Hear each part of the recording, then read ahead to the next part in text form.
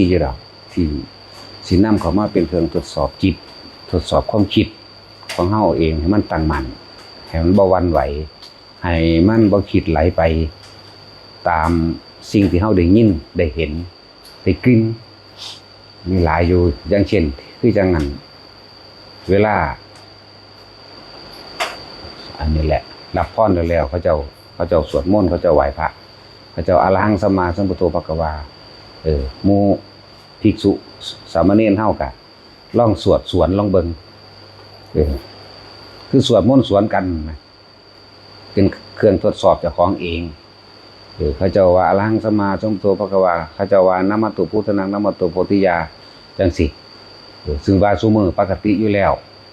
แต่ว่าหมู่ภิกษุสามเณรเฮานี่ต้องการทดสอบเจ้าของเองเพื่อจิตตั้งมั่นให้สวดอีกบทหนึ่งสวนขึ้นบ่แม่นให้ออกเสียงเด้นึกอยู่ในใจนั่นแหละสมมุติว่าเฮาจะเอาบทกรณีสวนขึ้นมาเลยนี่กรณียมัตตกุสเลนะจันตังสันตังปะตังอภิสเมจัสสะโกอุชุโชพวกนี้ก็อะระหังสัมมาสัมพุทโธภควาเป็นปกติพวกก็นะมัตถุพุทธานังนะมัตตุโพธิยาไปแต่ว่าหมู่ภิกษุของเฮาเองนี่ก็ตั้งไว้หรือจะเอาบทนะโมสวนก็ได้นั่นแหละเป็นการฝึกว่าเจ้าของบ่หวั่นไหวบ่คิดไปเป็นการละสัญญาก็ว่าได้ละความเคยชินก็ว่าได้คือทดสอบหลายๆอย่างบ่ให้มันไหลไปบ่ให้ความคิดเฮานั่นน่ะไหลไปกล่อยไปตามไปจากความเคยชินเป็นวิธีละอารมณ์อย่างหนึ่งอยู่เด้มันก็ไหลเข้าสู่การละอารมณ์นั่นแหละมันก็น้อมเข้าไปเพื่อสิให้เฮ็ดให้เฮาตั้งมั่นบ่หวั่นไหวนั่นแหละพ่อเข้าใจว่าล่ะนั่นแหละพวกพระภิกษุเฮาเขาเจ้าอะระหังสัมมาสัมพุทโธภควาพุทธังวาตังเขาเจ้าไหว้พระแล้วเขาเจ้าก็นะมัตตุพุทธานังนะมัตตุโพธิยาคืออีหนูหินมันเว้าดังๆจังซี่เฮาก็นะโมตัสสะภะคะวะโตอะระหะโตสัมมาสัมพุทธัสสะสวนไปเรื่อยเอาบทต่างๆที่เจ้าของถนัดชินนั่นแหละสวนออกไปเป็นการละสัญญาเป็นการบ่ให้เกิดท่วนกระแสก็ว่าได้เป็นการท่วนกระแสนั่นแหละจังว่าหลายๆวิธีอยู่ดอกที่พวกเฮาเฮ็ดผู้ใดถนัดบทใดบทหนึ่งก็เอาบทนั้นขึ้นมาสวนหมู่พระภิกษุเฮาเด้อสวนไปเลยทางนั้นเขาเจ้าก็เว้าเสียงดังๆของเขาเจ้าอยู่แล้วทางเฮาก็นึกในใจนั่นแหละเบิ่งดูมันสิไหวไปนำเขาเจ้าอยู่บ่ก็คือเคยเว้าให้ฟังอยู่เด้ล่ะเขาเจ้าสวดอันอะระหังสัมมาหรือว่านะมัตตุพุทธานังนี่เขาเจ้าสวดจนจบเฮาได้3จบล่ะบทกรณีมั่งบทวิปัสสิสะมั่งหรือนะโมเม28พระจุตเจ้ามั่งเฮาได้3จบแล้วทั้งนี้บ่ทันจบซ้ำทั้งที่นั่นแหละจังว่าเป็นวิธีฝืนความรู้สึกเก่าๆฝืนความเห็นเก่าๆฝืนท่วนกระแสก็ว่าเด้อนั่นแหละ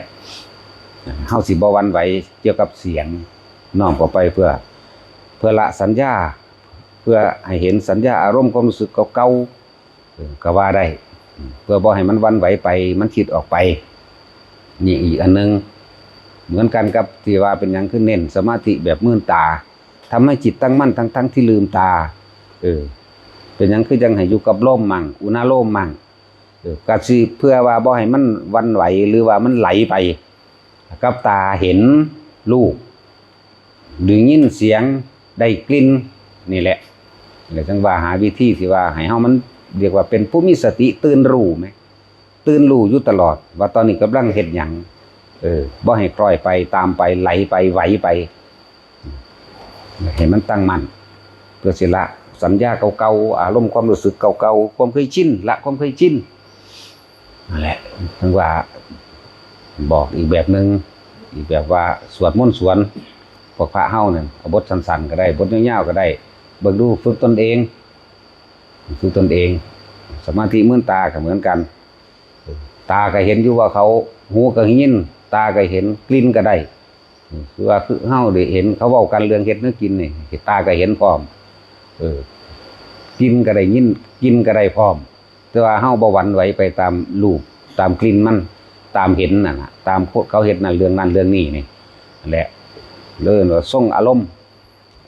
ทรงฌานเขาว่าให้มันนิ่ง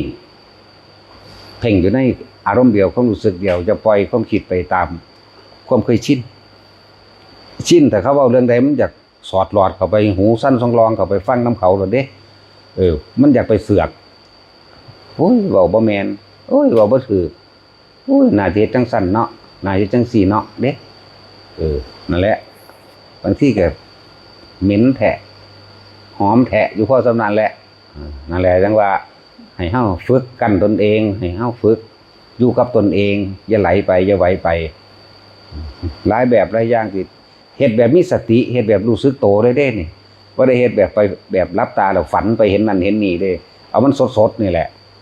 จากว่าล่ะสดๆแล้วจังว่าฝึกให้มันเรียกว่ามีสติสัพพัญญะสติระลึกนึกถึงสิ่งที่เฮากำลังตั้งมั่นหรือทำอยู่นี่แล้วก็สัพพัญญะคือรู้สึกโตคือบ่ออกจากโตอย่าหนีออกจากโตทำทั้งหลายทั้งปวงควบคุมจิตให้มันอยู่ในกายนี่แหละกายเวทนาจิตธรรมจิตเวทนากายแน่มันก็เห็นธรรมเองแหละจังว่าหาแนวทางวิธีสิ่งที่เฮาเคยเฮ็ดมาก่อนล่ะมันได้ผลผลคือมันตั้งมั่นผลคือมันบ่หวั่นไหวผลคือมันรู้ว่ามันก็แค่นั่นแหละอีหยังทั้งหลายทั้งปวงนั่นน่ะที่มันที่ตาเฮาเห็นหูเฮาได้ยินได้กินได้รสได้สัมผัสทางกายก็ดีมันก็เกิดกับดับมันก็แค่นั่นแหละโอ้อันนี้ก็ผ่านอันนั้นก็ผ่านไปนั่นแล้วบ่มีหยังกีรังอย่างยืนเนี่ยมันก็เห็นไปเองดอกเห็นความบ่เที่ยงเห็นความบ่กีรังเห็นความดับเห็นความ